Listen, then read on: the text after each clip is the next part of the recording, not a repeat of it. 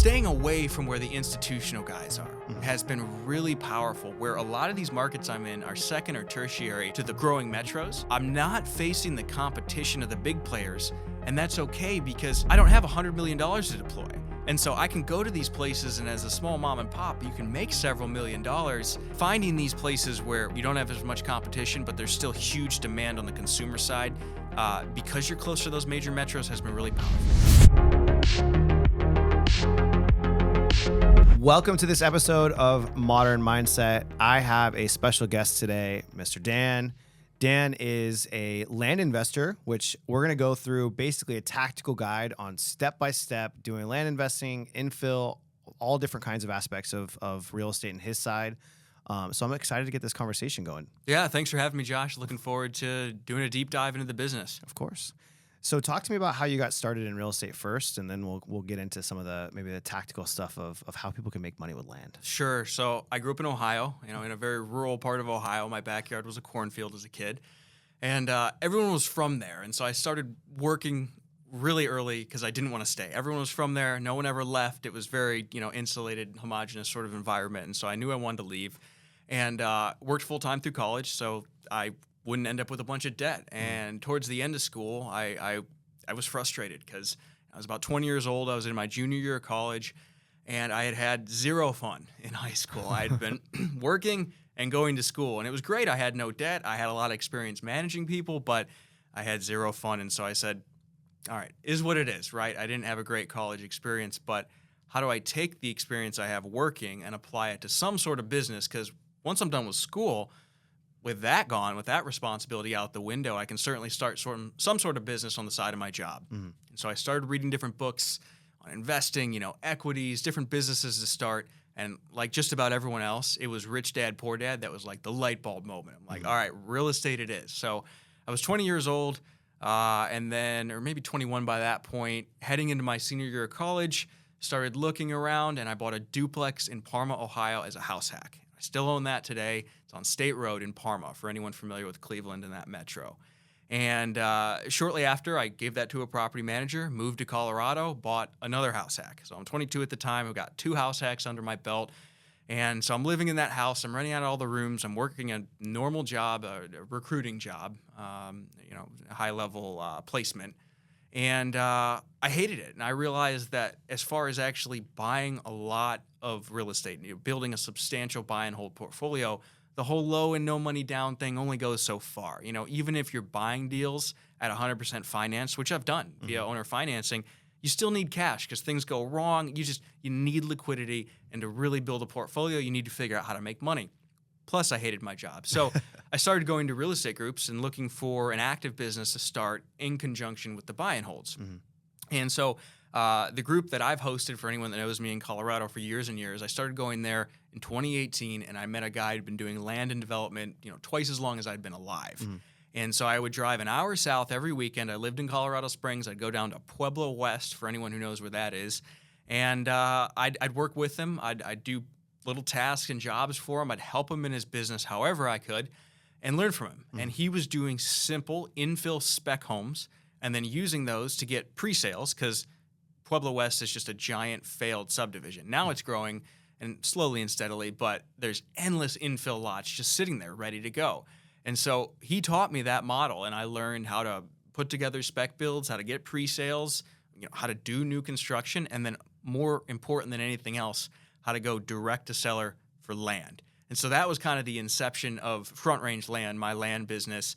And, we can deep dive into that, but that's the engine, right? Front Range Land is the cash printing machine that then has allowed me to buy more and more and more rental properties. And when you say infill land, for people who don't understand that term, what does that mean? Sure. So raw land, that term gets misused all the time. And so if I'm looking at a street and there's 3 lots that are vacant, but then there's 4 houses and those lots are between houses that are developed already, and there's already water, sewer, power, or maybe power line, but everything's septic and well, and that's just normal. The zoning's already in place, right? All that work has been done to take a piece of raw land, like, if you go way out east, you find big farm fields or just ag land, right? That's raw land.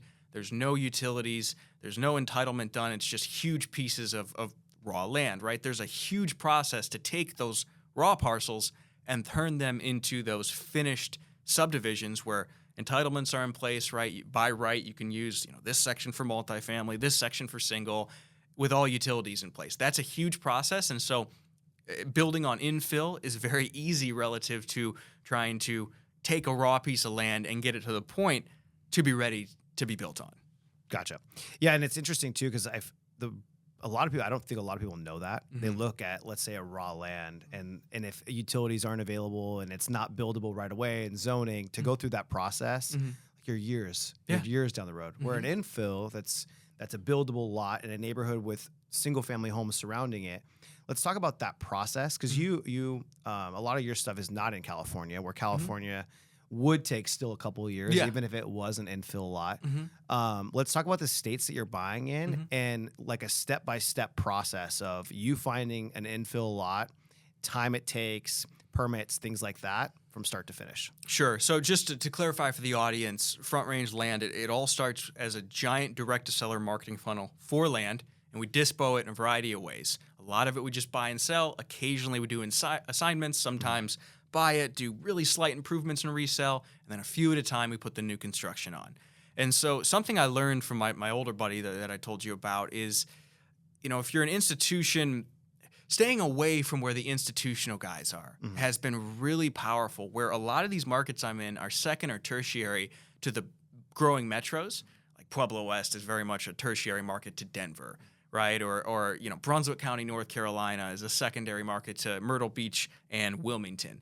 And I'm not facing the competition of the big players, and that's okay because I don't have $100 million to deploy.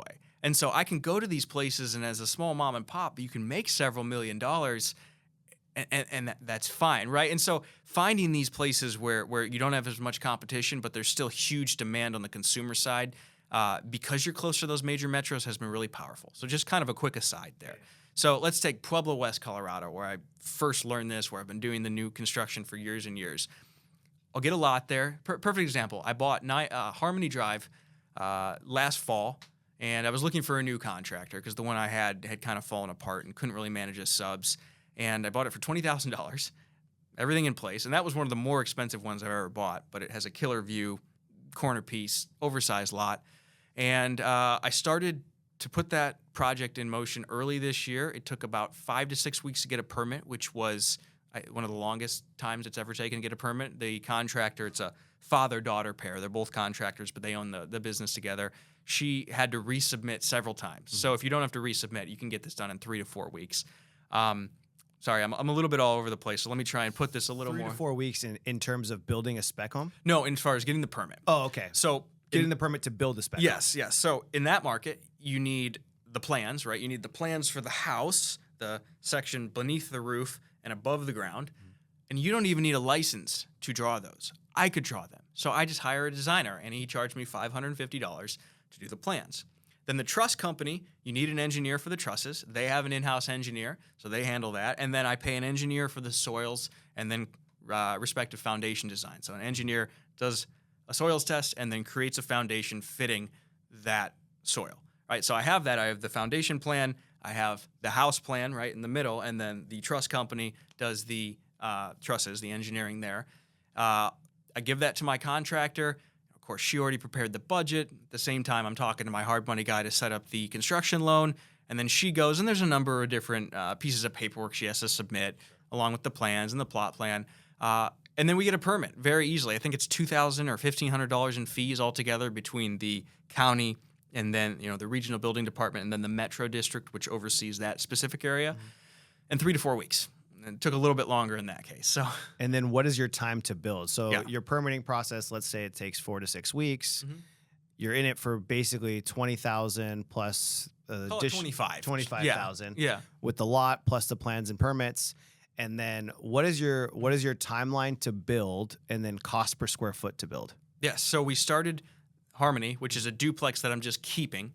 I have several lots lined up. I really wanted to build them all, but my experience has taught me with a new contractor, no matter how rosy it seems, one as a test and then multiple if they pass the test. I've learned that the hard way, so take my advice there. So we're doing this one project. We broke ground April 27th or 28th, and drywall is going up right now. Okay. So So you got 6 weeks left. yeah, approximately. Yeah. So we should have this thing done somewhere between 4.5 and 5.5 months, approximately. We should get Wow. the CO, which is Certificate of Occupancy, and that's where the building department has gone through. They've inspected everything, plumbing, HVAC, electrical, et cetera, and they say, yes, this is a habitable building.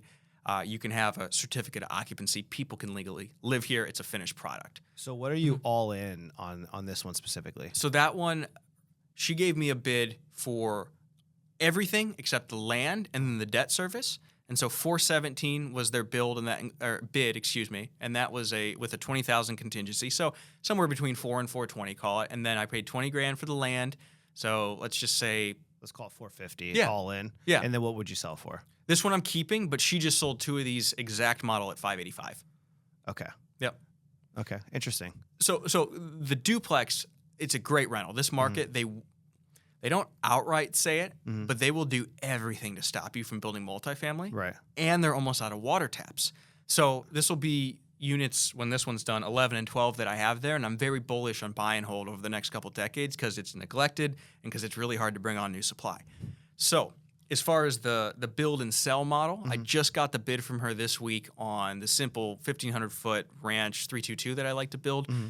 259,400, I think was the number, and then again that doesn't include the land, so call it 280 with the land, and then that'll sell 375ish. So factor in realtor fees and debt service. There's 50 to 60 in those too. Right. So going to do several of those headed into next year. Nice. That's awesome. You mentioned the contractor part, and I was smiling because Yeah. I've definitely taken on a few projects at once and then had the same contractor Yeah. do both, Yep. and then realized that they told me that they could take them on, but instead they were at one and not the other. Yep. And then I'd be like, hey, this one's not getting worked on, and then one of them would go over there, and then the other one would Yeah. be delayed. So now I know to make sure with specific projects that I keep people that I know how they work now, making sure that I'm giving them one project at a time, trying to delay closing on another one if I have another project for them. So it's funny you say that because it's definitely a big thing to take home for people listening. Dude, I've bailed a contractor out of jail. I have seen other contractors I almost did business with go to jail. It's crazy. In that market specifically, it is really hard to find competent people. And this is a difficult dichotomy I've run into over and over again, that a lot of these markets with huge opportunity, it is so difficult to find anyone competent on the business side, realtors, title companies, contractors. And so, there's give and take in everything, and that's just a downside of a lot of these places.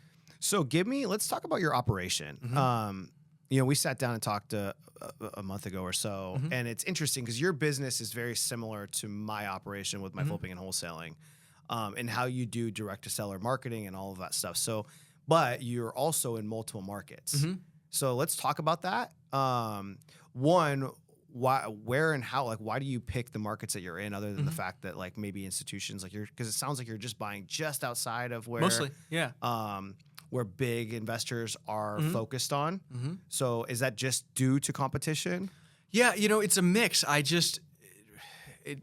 Everything we always talk as if everything's more strategic and planned in hindsight, but it's stumbling to some degree, and you just figure out what works. And so I've kind of stumbled into consistently having success in these kind of tertiary markets. And so I've never done business in Tampa, but some of the markets an hour and a half to 2 hours away, I've done a lot of business. Same thing with Fort Myers. Same thing with Jacksonville. Denver. I've never done business in these major metros, but a few hours outside of them can be really profitable. And so what really prompted me for the audience, I lived in Colorado for a long time, recently relocated to California. For a long time, I did business solely in Colorado, and I had a big kick in the teeth that got me to diversify, which was beginning of 2022, I was doing almost all my business as far as the active stuff in Pueblo West. And then like that, the Metro District, which oversees specifically Pueblo West and has control over all the utilities, said, we're almost out of water, so no more water taps. No warning, nothing. Just one day that came out. I had dozens of lots, many under contract to sell, some under contract to buy, several we were going to build on, and just like that, nope, sorry. So that was the moment that I went out and found other markets to do business in. Now, in hindsight, after a few months, we got more information. They eventually opened it back up, but they did so with restrictions and higher prices. And then it also is when interest rates skyrocketed. So the market calmed down. Not as many builders were wanting taps, and basically they have several hundred allocated each year for a number of years going forward. So all is okay now, but in that moment and for a few weeks, I didn't know, are all these lots worthless? Did I just lose all the money I have in these? Is almost my whole active business just shut down? And so after that taught me the importance of diversification. Yeah. So I immediately pivoted to, all right, well, where can I find, where are the strongest market fundamentals? Because regardless of that market being shut down with the taps, it was also, we didn't know how interest rates were going to affect things. A lot of people were predicting a huge crash. And so I'm worried. I'm thinking, all right, where is it most likely for the market to continue to thrive? And I thought, well, wherever people are moving along with huge amounts of jobs and businesses, and it's still affordable. So the Southeast. So I went straight to Florida. Tertiary market outside of Fort Myers is the first place I did business in Florida. And then that went well, and I quickly really expanded all over Florida and then into North Carolina and then into South Carolina, because the due diligence for this type of land is so simple. Now, you can never get 100% of the way there, or I shouldn't say never, almost never can get 100% of the way through your due diligence remotely, but you can get 95% of the way there with a simple SOP sheet. And so one of the things when we're new to any market, we find the local expert who we can ask, hey, what is something that if you've never done business here before might trip you up? An easy example would be in Pueblo West, where I've been building for years. You have to have a soils test if you need a septic tank, and then the health department tells you what sort of septic tank you can put in the ground. But the norms in that market, people buy lots all the time without doing soils tests because it might be slightly more expensive. It might need to be slightly more engineered, but it's not a huge factor. Whereas in a lot of these markets I'm in North Carolina, for all intents and purposes, if you fail a perk test, the lot is worthless. Now, anyone who can speak to new construction knows you can always make a lot perk, but the cost might be so high that in an area where it's not that expensive and there's plenty of dirt, that in effect it makes the land worthless. And so coming from Pueblo West, if I didn't talk to people on the ground and figure that out, I could get myself into trouble. So all that to say, it's very feasible to do this model all over, but you got to have local experts helping you. And so when you say local experts, who would you defer to? Like when you're going to go, let's say you're going to go to a new market, or for someone listening that's like, hey, I'm going to start doing land.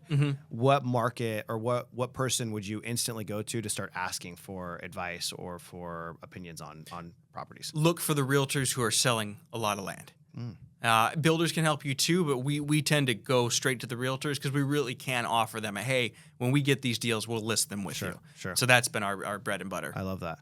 And then talk to me. So revenue numbers. Do you mind sharing like what you normally do in 12 months with land? Yeah. So I look at profit. That's how I think about it. So I honestly have no idea what our gross number is going to be. Yeah. I was shooting to actually make a net of $1 million this year. I don't think I'm going to hit it. I haven't figured out the employee side of it enough. I'm getting there. I'm getting better. I think it's going to be more like $500,000 to $600,000 to be straightforward. Cool. Yeah. And then let's talk about employees and structure and all that. So like acquisitions. So like with my company, obviously we have like an acquisitions team that's running it, and then we have a dispo department, and we have contractor side for the flips and all that different stuff. So explain to me like what your process is like with acquisitions. What are you doing for marketing, things like that? Yeah. So for acquisitions, I have 2 acquisition managers right now working on getting another one on board.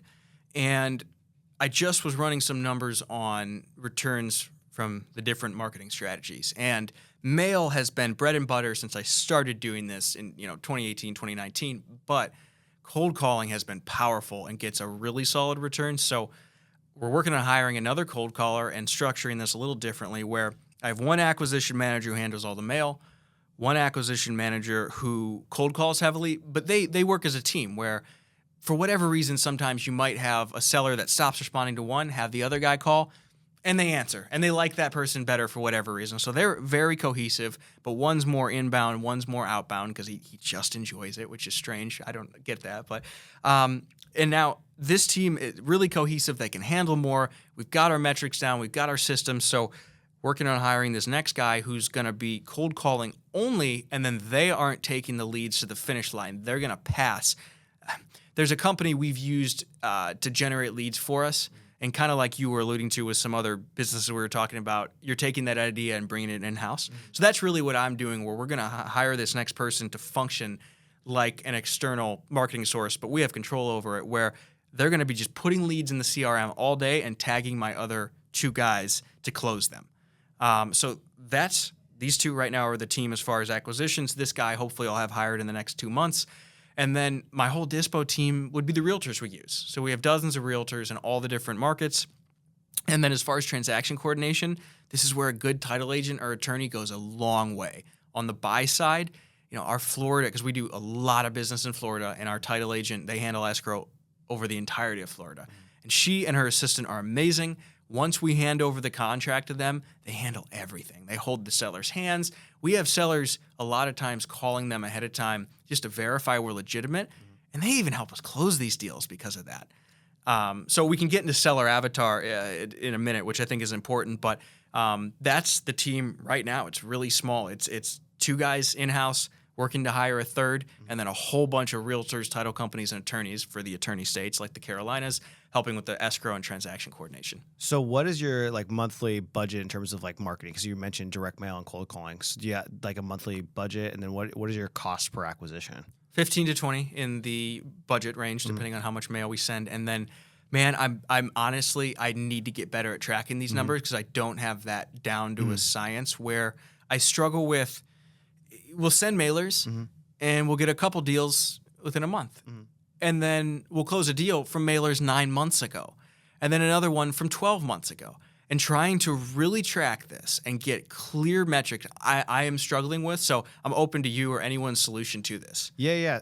So I have a company who does my KPIs for all of our leads in general. So for our direct mail, for our PPO, for our PPC, they give me a breakdown every single month of what I spent, what deals went into contract, what the projected profit was, and what the profit was.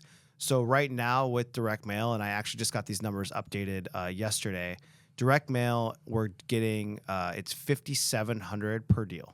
Okay. So that's my cost per acquisition per deal. We're paying $200 per lead, and of 37 quality leads that come through, one of those is a deal. Yeah. Okay. So yeah. Part of this, I might have to switch CRM. So I've been using Pebble, which is meant for land, and it has some really awesome aspects to it. I send the mail right out of there.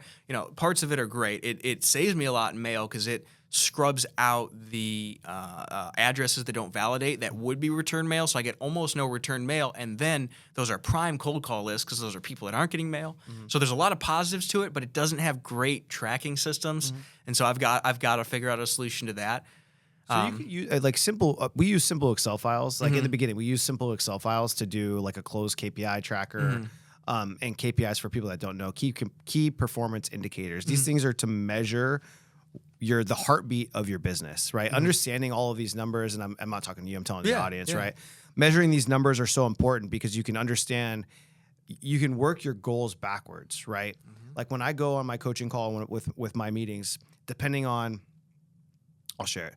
One of my revenue goals right now is to hit $1 million in a month. So I've worked backwards on what I need to do in order for how much I need to spend. But the only way I would know how much I need to spend is to have what my cost per acquisition is, how many leads I get per channel in terms of what my spend is. So if I'm sending, I don't send 10,000 mailers, I send way more than that. But of 10,000 mailers, how many deals will I get from 10,000 mailers? I know if it's $5,700, that I'm probably going to get a deal and a half from 10,000 mailers. So working those numbers, it's for me, it's been really important for my business, because then I've been able to actually have a repeatable model to know exactly what is going to come in that month. And don't get me wrong, there's going to be off months, right? Yeah. Like this month, for example, we've spent a lot and we haven't gotten as much. We got, I think, 11 deals last month, and that's light compared to our spend. Yeah. So our cost per acquisition last month will probably be higher than what it was months previous. Sure. So that's one thing I like about your business, is you're operating in a large metro where it's decently homogenous as far as what you're targeting. And so it's a little easier to get a real sample size, as opposed to we're doing business in dozens of different markets. And some of these markets, the total amount of lots to mail is 1,000. And so we're hitting those once every 3 to 6 months, depending. And then, so what I've been doing, speaking to how I mentioned the cold calling seems to be more powerful than the mail.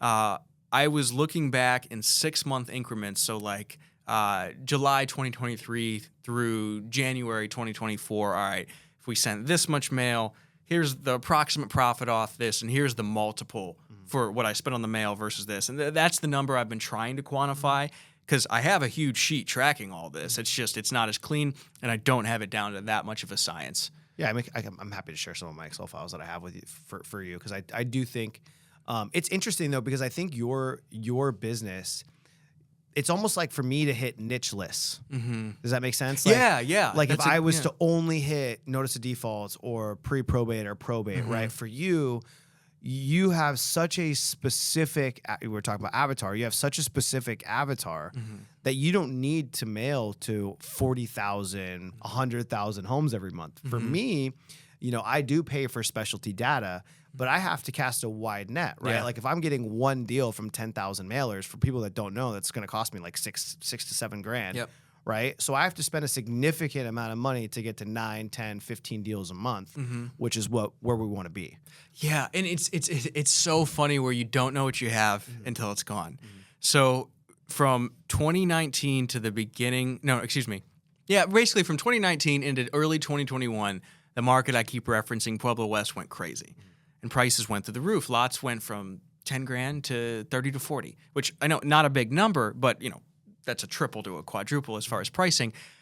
And everyone, they paid 2 to 3 grand, and they'd been sitting on these things for 20 years. And so there was a time there where I could send 100 mailers. Now I couldn't do this endlessly because there's only so many, but it would take about 100 mailers to get a deal at 10 grand that was worth 30. And I didn't know what I had. And it kills me, Josh, because kind of opposite to you, where you went full in when you started, I have worked hard to get over the fearful mindset and spend more on marketing, where I'm kicking myself for where I was too bashful about spending more money and doing business in more markets. Because even 2 or 3 years ago, what I could get off of 1,000 mailers compared to now is crazy. And so I'm sitting here thinking, well, what are you going to think in another 10 years? So I've gotten better there, but just to that point, it's crazy when you find those kind of honey holes where the return is crazy. Double down on that. Anyone who's listening, don't make the mistakes that I did there of being bashful about spending money on marketing. Yeah, and mailing 100 homes to getting a deal is insane. I know. Yeah, well, it's insane for land now too. Yeah. No,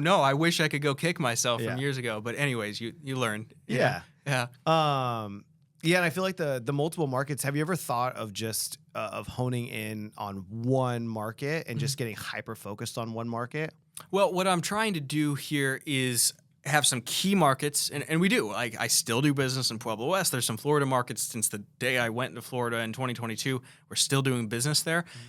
It's just I like constantly looking for those places that have these sorts of returns. And if I go and try 3 or 4 new markets every few months, occasionally you find really, really strong markets. Like Brunswick County, North Carolina.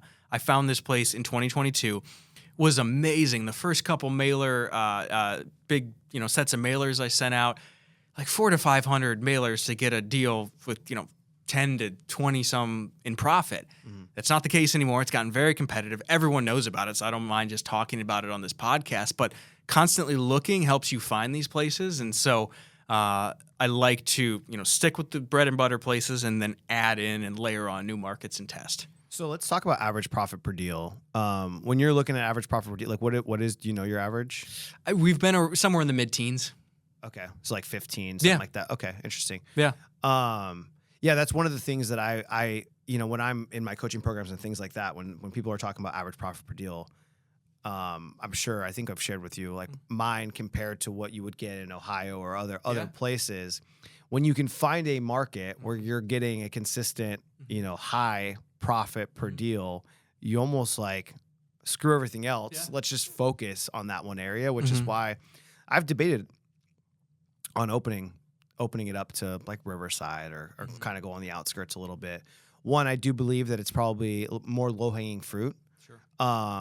but my profit per deal would go significantly down. Mm-hmm. And so what is the cost, the mental return for doing that? It's probably very low. Mm-hmm. And especially like San Diego, it's such a big market that there's still a huge footprint to grab, Yeah. which is why I haven't expanded and gone anywhere else. So I'm just kidding. That's why I asked, because I'm curious on what your thoughts or why you go to several markets. Well, and so part of this, to your whole point, I think the best iteration of this business is, okay, you have the simple wholesale to retail side, whether it's closing or assignments, whatever, it's somewhat arbitrary. And then you have the new construction side, and then you have the subdivision side. And so that's really what I'm working on doing, especially because it's been so challenging these last few years with so much instability.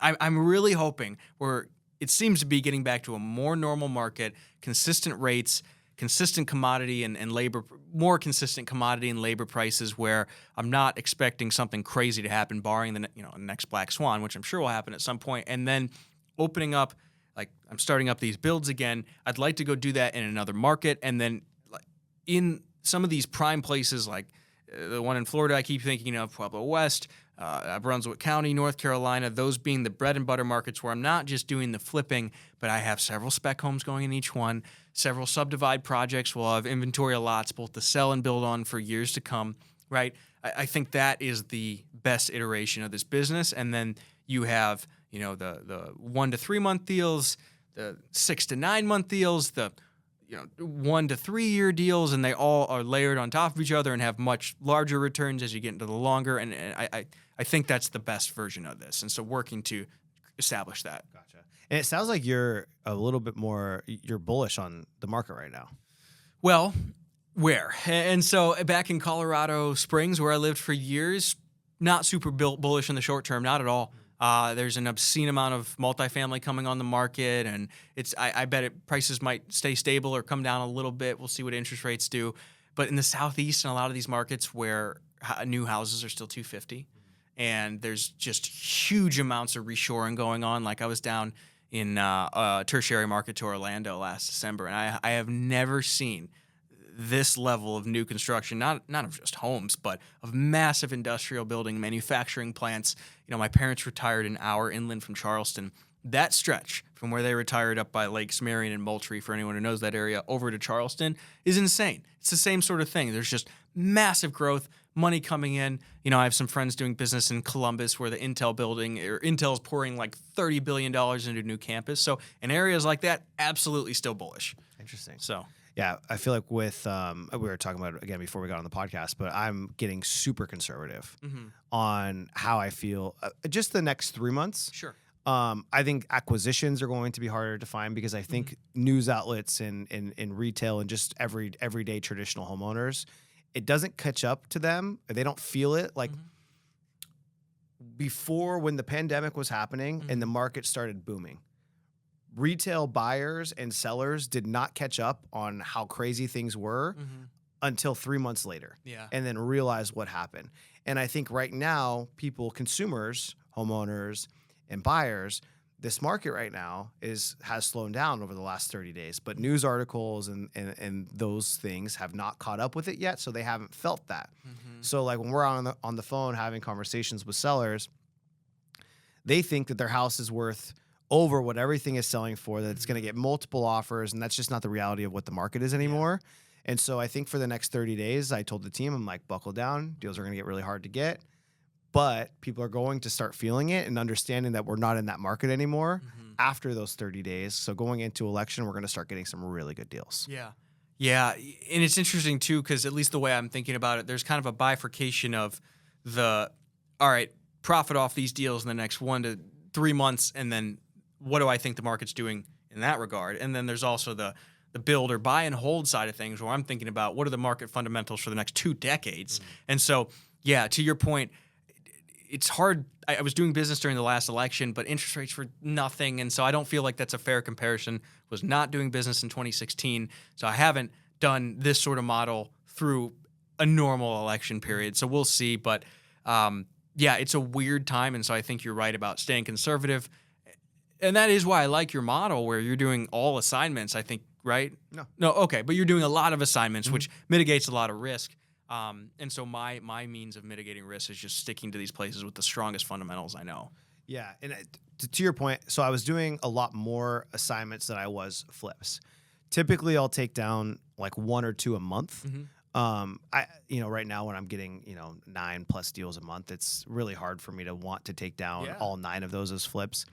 And I think it's important for people listening. Wholesaling is a quick cash grab, right? It fills the pipeline so I can continue to spend my high marketing budget to where it's consistent cash. With flips, like I'm not getting paid back on most of these flips for 3 to 4 months. Yeah. Right. So right now, especially moving forward, I am still closing on flips, but what I'm trying to do is either negotiate with the seller to allow me to start construction before we close, so I have less of my holding costs, or I'm only taking on projects that basically would get me listed in September. Anything that I would be closing on that will take me to October, November, December, I'm not buying. Yeah. So most likely in the next few months, anything that agents bring me, I'll probably have to flip, but my margins are going to be pretty thick, just due to the uncertainty with the election and everything else. Like it's just a little weird time. Yeah. I think sticking to really the lowest price point in your market, the entry level price point, is helpful as well. So to your whole point, like the new construction spec homes, I'm not starting that yet because I don't want that to come to fruition until next February, March, like heading into next spring. If I started it today, it would be December, and in Colorado, December's no good. So agreed on there's some level of timing, especially around seasonality. Now that that's back, that's really important. But another way to hedge too, from my experience, is sticking to the entry level product that's reachable for the most amount of people. Absolutely. Yeah, and that's what we focus on. Our stuff is all basically under $1 million that we target with all of our data.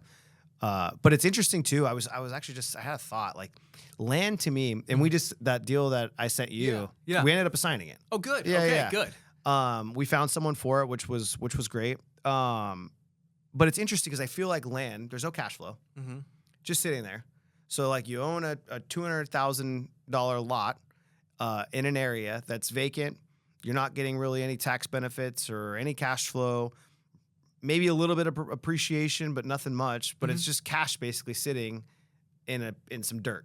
So I can see when the market gets tighter over the next few months that something like that, where someone's like, "Hey, I got to free up $20,000 for an expense or something coming up," that you're going to be able to get some pretty solid deals going into that. Because I would think if I owned a lot and I needed some cash or just sitting there, right? It's like a savings account that you can't touch, you can't do anything with. So it's an interesting business model because I do feel like those people will be motivated. There's not going to be much emotion attached to it. For us, our conversations, like we're having to really dig out motivation and urgency and all these things. With you, it's like, man, just need 20 grand. So I'm glad you brought this up because this is something that drives me nuts within the land space. A lot of the coaches and gurus, quick cash close, right? That tends to be, and tell me if I'm wrong, what a lot of the single family sellers who you end up wholesaling are looking for. They're distressed, right? Most of the time, is that still the case? Yeah. Okay. Within land, I've done hundreds of deals. It is rarely distress. And sure, you can pick out lists that are more likely to be distressed, some sort of tax lien list, foreclosure list. But the vast majority of the time, it is apathy. They bought it 20 years ago, or they inherited it 5 or 10 years ago. They don't know anything about it. They don't care about it. They bought it for pennies on the dollar. And their number one concern, speaking to what I said earlier about them calling our title agent, is legitimacy. Because they tend to be, if they inherited it in their 40s or 50s, maybe even 60s, if they bought it themselves, they're 60s, 70s, 80s, and they are so afraid of scams. They've been jerked around by wholesalers who didn't know what they were doing and put it under contract too high. Like so many of our deals, we get told, no, I got a higher offer. 30, 60 days later, oh, they still own it. And, oh, that person didn't close. Okay, are you ready for a real offer, Josh? And that's our avatar. There's rarely distress, and they want legitimacy. And so our postcards, all of our marketing are big on tired of fake offers. We send proof of funds and introduce you to our title agent. So there's no concern about, I forget exactly the phrasing. And then we put them on the phone with the title agent and just show them, build up trust between us that they're not going to get scammed. And they don't care. Like we got one under contract 2 days ago at 135. This is a weird one where Ideally, I want to assign this one or at least double close it. It's 35 acres in a tertiary market to Tampa. There are very few big parcels like this left. If it were cleared and ready to go, it would be worth like 300. It has an abandoned house that like the foundation's left, and there's a lot of trash on it. And so we're seeing if we can just move it in the low 200s right now. But she's a great example where she does not care at all if this sells tomorrow or next year. She just wanted somebody who could actually close, who wasn't going to jerk her around or scam her or anything like that, because we are getting quotes. We'll close on it and just do the clearing ourselves. And we told her that. Like, hey, we need to verify it's not going to cost 80 grand. We're trying to assign it, but we'll close it if not. But she is she represents that avatar so well. She was terrified of scams. We had to get her on the phone with the title company. Acquisition guy had to read through the contract with her. She didn't ask for proof of funds, but I'm not surprised. She's not super sophisticated. She just wants her price and to know she's not going to get scammed. That's it. So when you say scammed, what is that a conversation that the acquisition team is having with her? Like, do they bring that up, or is that something that she's saying? They bring up all the time. They're so afraid of scams, whether implied or saying this directly, where we had to mail her the contract. Or no, I'm mixing that up with another one. We didn't have to mail her. She did DocuSign. There's another one it looks like we got today. She just shipped the contract back in. In their mind, a lot of times, digital signatures represent scams. So we have mailed dozens of contracts this year. Interesting. Do you think that that's like an out of California thing, or like outside in these like rural markets? I think it's a mixture of generational plus, rural, southeast. Like a lot of these attorneys, because attorney states in the Carolinas, they won't send wires. Which I'll try not to go on a rant about how much the South drives me nuts, but it's very behind technologically, and so we have to mail contracts all the time. Interesting. Yeah, I was trying to like wrap my head around that. If that's just like, it must be an area thing, because we're dealing with high price points here, right? And of course, I'm sure like we've gotten asked. I don't think we've ever directly gotten asked if we're spamming, or if this is like legitimate or anything like that. We do have a process to show credibility whenever we're getting inbound leads or outbound leads or whatever it is, just to make sure they know that like, hey, we are a real buyer. Our BBB profile, we have a credibility packet that we like instantly send out. But yeah, it's interesting. I wonder, it just must be like those areas that you're in. Well, it's partially, I think, a problem created by the gurus who are selling hey, come make millions of dollars in land in 30 days. I mean, I'm exaggerating, but that's kind of the marketing message.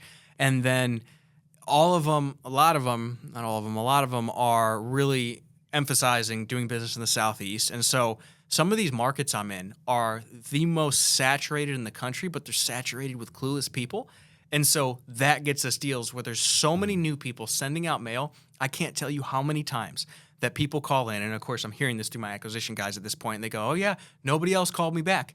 There are so many people that take a course. They go find the same places in Florida that everybody finds. They send out a mailer. They send out land offer letters, poorly priced, and they never follow up on it. Or maybe they do once, but they have no idea about the asset. They were taught from kind of the perspective of going after distressed single family.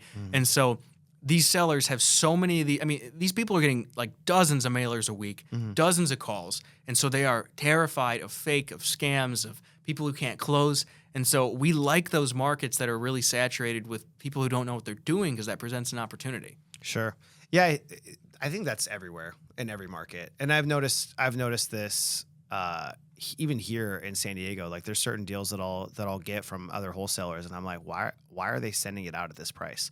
And don't get me wrong, there's probably times where I send them out at a high price, but sometimes I'll move them. Like most of the time I have my, I've been able to send deals out and sell them 80% of ARV, which is very high. Normally, you're probably 60 to 70% of ARV, but I've been able to sell them in the good times. Now, this last 30 days, gotten hit a little bit where I haven't been able to sell them at the same prices that I used to be able to sell them at. So it's interesting. You kind of have to bob and weave a little bit. And I do agree. There's been a lot of gurus that go out and teach courses and things like that.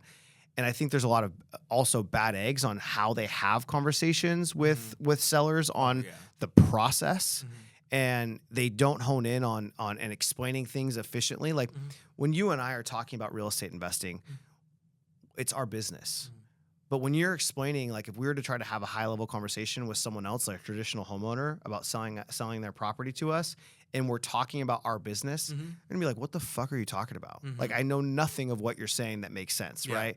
So, a lot of times it's just dumbing it down, explaining your process. Like our scripts, we go through our process like 10 times through our script Mhm. on like step by step. Here's the next steps after this happens. Here's the next steps after this happens, so that every single way they're aware of the process and what's happening. Yeah.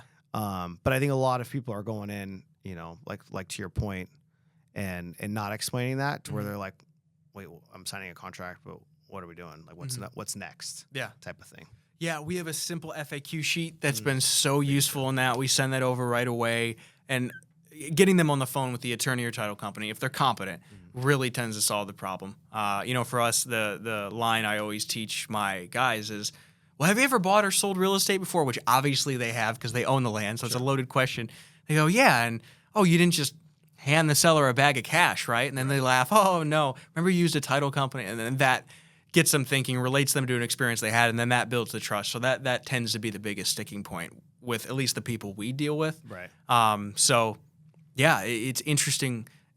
Trust, legitimacy, and ease are absolutely the focus of our avatar. So we've gotten all verbiage about quick cash close or paying closing costs out of our mailers. And one other big thing is probate.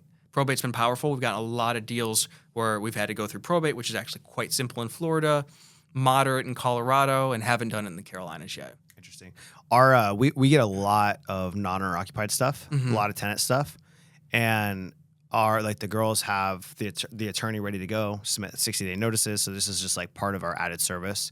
So bad tenants, things like that, will help them with the entire eviction process. Nice, yeah. So then, like when it comes down to the price that we're willing to pay, it's irrelevant. Yeah. Because we're offering these solutions because most of the time these tenants are not paying. They've been in the property for a year, and help negotiating with the tenants for them because we've done it so many times. Is just like that added level of service. Yeah. But yeah, it's interesting. What lost my train of thought. It's all right. What are some other things that people should know about like your business or what you're doing? Yeah. So I could talk about this forever. Land is incredibly inefficient. Incredibly, right? There's a lot of big players in the single family wholesaling space. Obviously, apartments are very consolidated. Big like BlackRock or Blackstone, I always mix up them, but came into storage units and mobile homes. Those have been consolidated, right? A lot of the real estate assets, the big players have either been there a long time or recently have come in and consolidated, right? That's how you make a return, but in the process, make the market more efficient, create a bigger moat around the business. Nobody has done this in land. I've sold lots to D.R. Horton, talked to their acquisition guys. They're having to go out to wholesalers and mom and pops trying to find lots. It's really, really inefficient. And there's plenty of capital available for new construction. There's capital available for mom and pops to buy the land if they're doing new construction and have the bid and have the contractor. But there's I'm exaggerating, there's little to no capital available to buy the land itself, even if you're getting it at 40 or 50 cents on the dollar. I'm talking to my contractor right now. She just wanted help and advice where she's got a big piece in Pueblo, Colorado. She took a piece of raw land, got it to the point where the paper plat is approved for a big subdivision. It just has an option on the land. She paid for all that entitlement work, surveys, et cetera, hundreds of thousands of dollars, and just needs a loan to close on the land. And she's got it at a killer basis. There's massive upside once she actually goes in and takes that paper plat and turns it into reality, right, doing the horizontal. She can't get financing, even though she's willing to give away all the upside on the value of the land from where it is now to the finished lots because she's a builder. She wants to make her money building. And so there's a huge opportunity there. And on a smaller scale, just in my business, right, raising money, finding lenders for these small land flips and deals has been challenging. So a buddy and I, a friend of mine, Mason, have partnered, and we created we just started the actual fund where we're providing, just solving our own problem, capital, raising money and using it in our own businesses, but then also in effect outsourcing acquisitions where we're joint venturing with people and providing the capital for land deals. And so that, in my mind, is a big part, the big picture where capital is not readily available, even if you're buying land at 20 cents on the dollar in a growing area. It's just not there. And so that was the biggest problem I have had in my own business along with him. And so we're working on solving that, because the amounts of money, not in the last year or two, but especially when I was getting started, that I was giving away just to get capital for land deals when I didn't have much myself, Right. It was obscene. That's interesting. Because it's not hard for me to get money, Yeah. like for single family, Yeah. for residential stuff.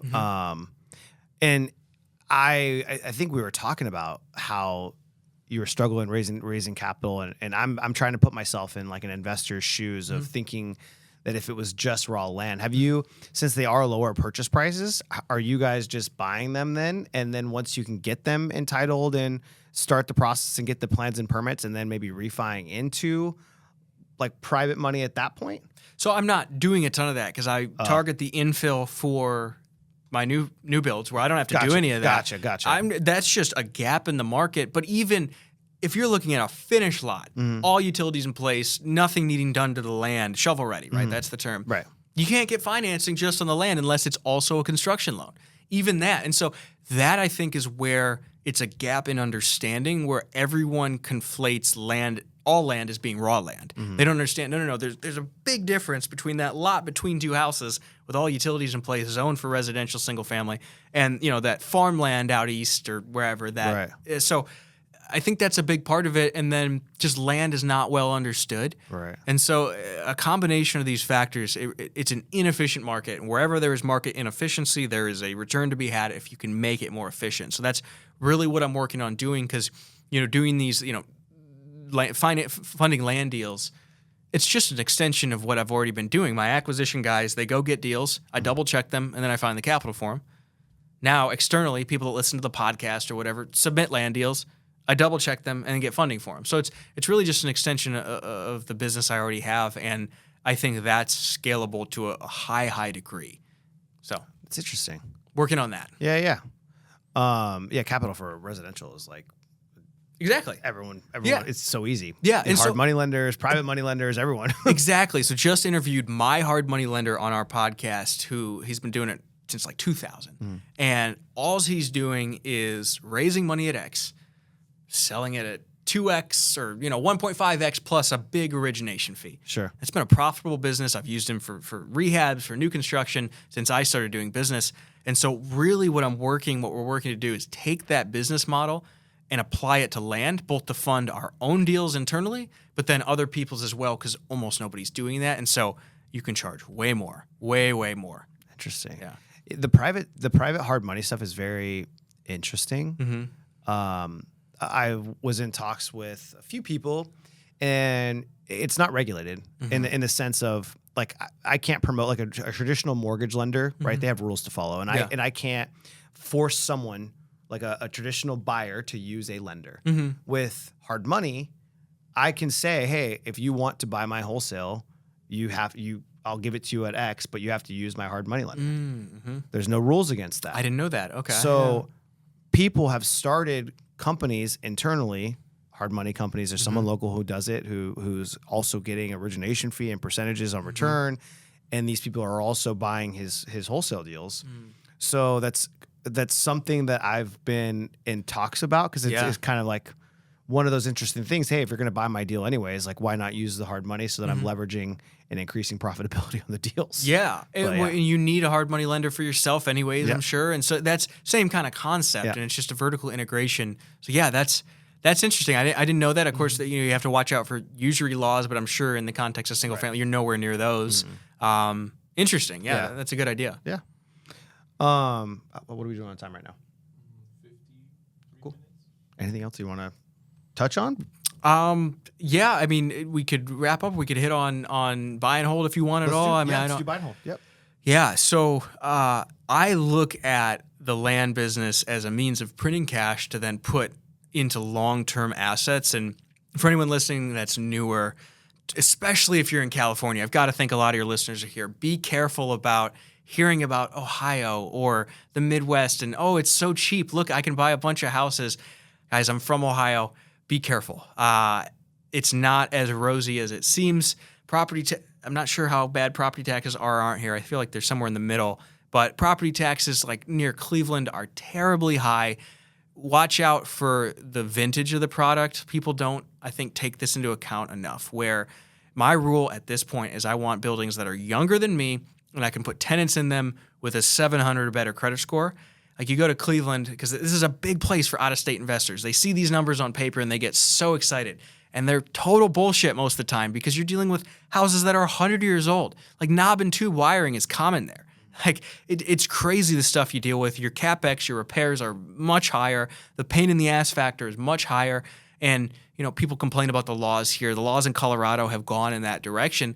But I'll tell you, with nice tenants and nice houses, they would never take advantage of you, even if they could. And so I'm ranting a little bit, but I think what I've learned, I bought my first rental 6.5 years ago, right? And I managed rentals for somebody else as a teenager. We didn't even talk about that. So I've been doing this a long time. And the number one thing I would say about buy and hold is watch out for what's on paper versus what's reality.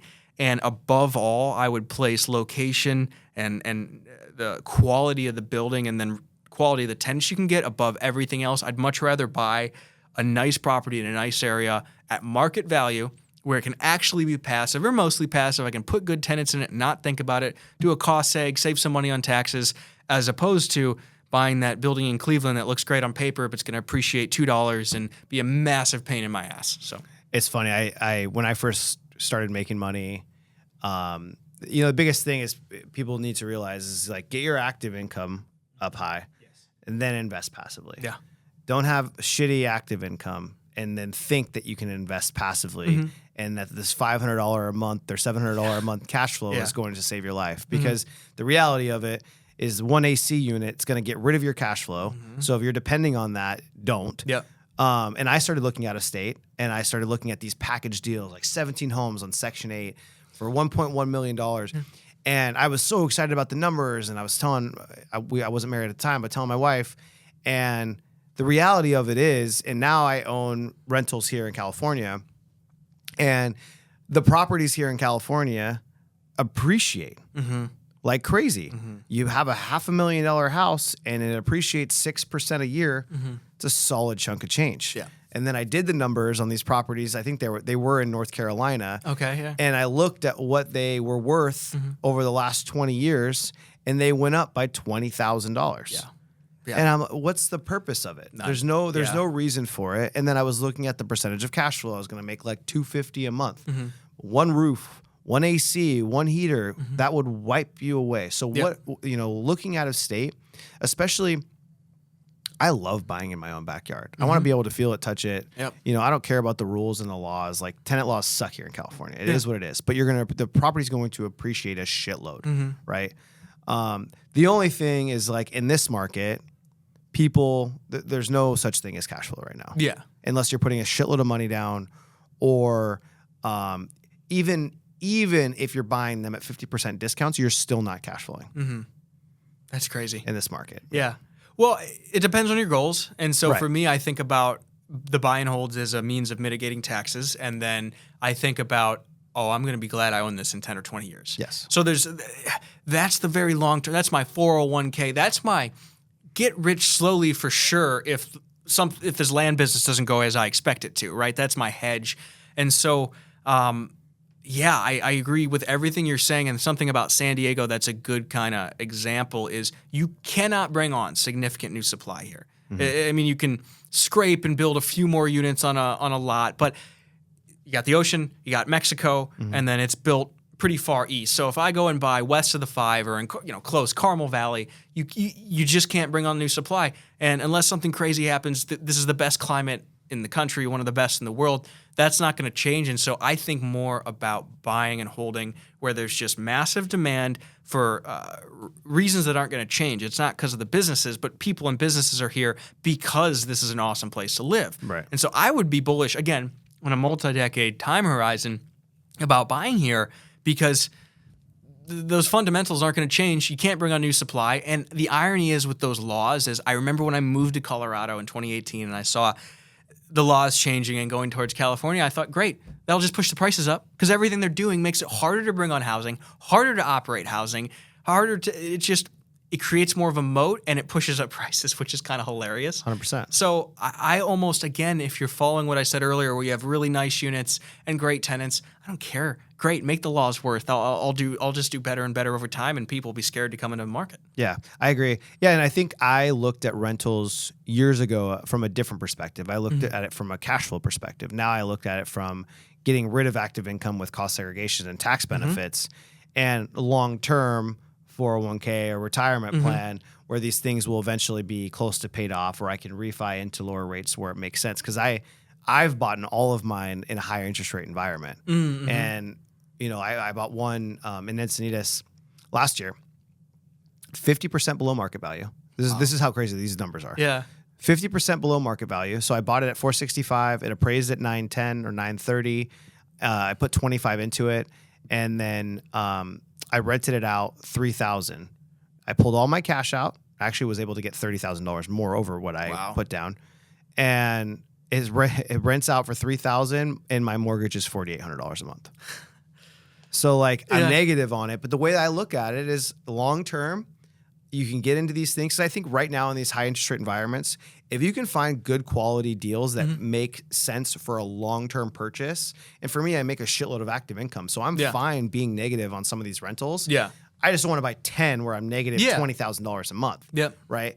But if I can add 1 or 2 every year, do cost seg, so I'm wiping out a lot of my active income. And if I'm negative a little bit, $1,000, $2,000 a month, I'm okay with that because I know in a couple of years I'll be able to refi those things, and my loan to value will still be solid, so a lender will still approve me, and I can get those things into low interest rates. Where then at that point, right, if we get back into 3-4%, they're cash flowing. Yep.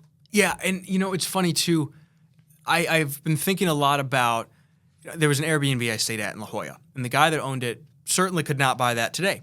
It had 3 units on a huge lot just up from, La Jolla Villages or Shores, a couple streets up. Prime location, massive lot, 3 units. And he bought it in 96 or 97, so a long time ago. And at the time, it wasn't that special, it wasn't that interesting, but now that thing is just a cash flow machine for him. And again, he couldn't buy it. So I'm thinking a lot, especially being younger. I mean, you're pretty young too. What can I buy today that will be like that in 15, 20 years? How do you own that, And so I think kind of to your whole point, these properties in San Diego will be maybe not that prime, but similar to that, where it's how do you own that? And I just think not enough people are thinking long term, and they're thinking about tomorrow. Is this going to make me money tomorrow? A lot of my older friends that have done this for 30, 40 years, their best buys didn't seem that great at first, but 5 or 10 years down the road, because they were in prime location, but they're expensive at the time, are now cash flowing like crazy, and just like the La Jolla property, sort of speak. I wish that I was smart enough to house hack when I was younger. Now being married, right? But everyone talks about house hacking, buying a duplex, renting one out, living in the other. It's not stupid.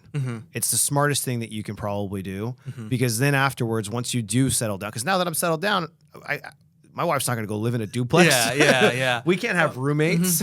So I'm glad you brought this up. This was my only caveat to both of our comment about, make money first and then buy rentals. If you can buy a house hack or two, that only puts you in a stronger position. The only reason I could leave my job when I did early 2019 was because I was living in a 4-bedroom house, the first one I bought in Colorado, still own it today, Carousel Lane, and I had all 3 other bedrooms rented out, and I hated it. I hated having roommates. I hated having people I didn't know. But because of that, I was able to leave my job, and a few years of that uncomfortability has set me up for a lifetime of comfortability. So try and keep that in mind, especially if you're just getting started, you're trying to leave a job. If you can put up with something like that, that can be really powerful. I love that. I love that. Well, that's a great little finisher there. Yeah, absolutely. So we're going to wrap this one up. Sounds good. Where can everyone find you? DanHabercost.com or on any of the socials. Cool. Well, thanks for watching this episode of The Modern Mindset. Hope you enjoyed. Please like, subscribe, and you leave a review if you're on Spotify and Apple. And we'll see you on the next episode. Peace.